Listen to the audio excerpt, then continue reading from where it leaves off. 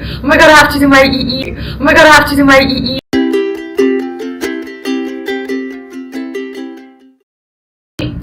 I was stressing out. It's just biggest project so far I have ever done.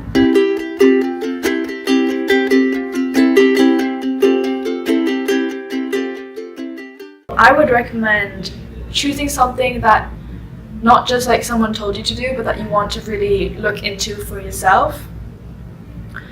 And I guess that will make the whole process a lot more enjoyable. And also because when you're applying to university, if you are going to university, it is something that they might look at and question you about.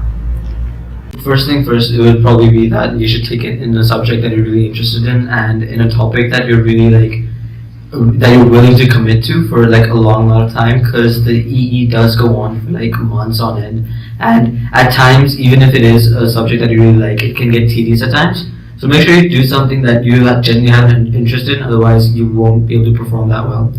And secondly is, I think one thing that I did while choosing my EE was that I was considering my college choices and like my course choices in college, so that it is in line with that, so that I can both use it for college applications if I wanted to, and it makes more sense if it's in that general direction. But if you don't know that right now, that's fine. My advice would be just to take it in your stride and do something that you're really interested in. It's all about like your interest to choose research like topic. First you choose topic and then you just find out like what area you're gonna work on, and that should be like very specific and focused. So yeah.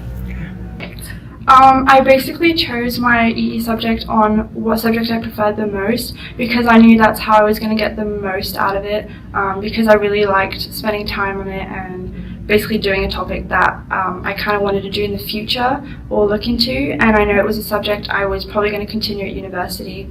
Yeah.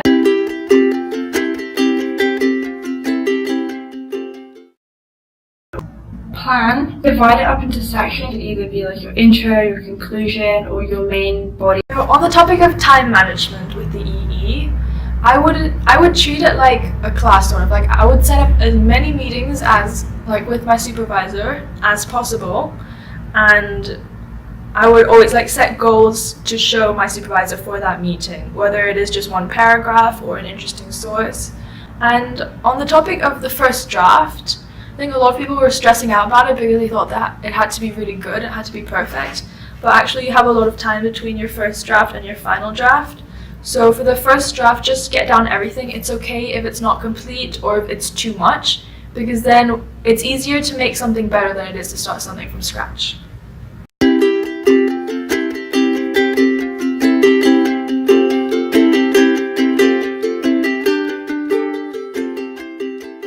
You can't use Wikipedia, and so that's a bit challenging. Like you need to make sure that like where you research, it's reliable. Yeah. The thing that I think is most important is your citations. So when you're citing your sources for your EE, make sure you're looking at sources that are actually credible. You know, you can't really go onto any other source or forum which someone's given information on. They have to be credible sources. They have to have the important dates, authors, etc. So really make sure you've done your research well.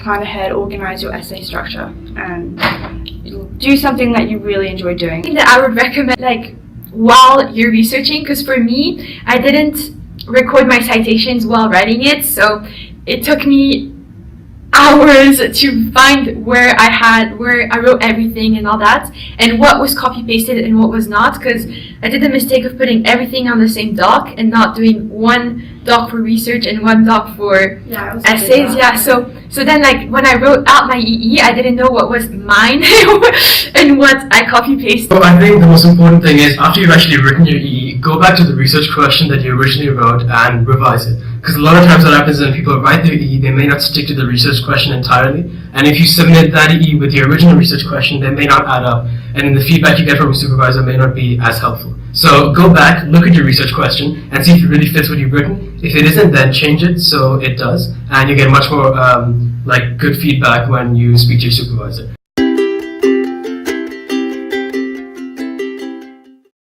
I just advise you guys like to start in summer and to just work progressively and like don't get stuck at the end. What I wish I had known before I had started is that the couple months that you have are actually not that long, because you'll have all these other deadlines, and those are the ones that you're going to find to be more pressing because you think that your EE is due a long time away, but it actually is not when you think of all the other things that you have to do and just how big this research task is. And do it way in advance, because if you start your EE during the summer, I guarantee you're going to face a lot of difficulties, and with time management it's not going to go down that well. So make sure you start early, do a little bit a week, write maybe a couple of lines, and you'll be much better off in terms of time management throughout the process. Good luck.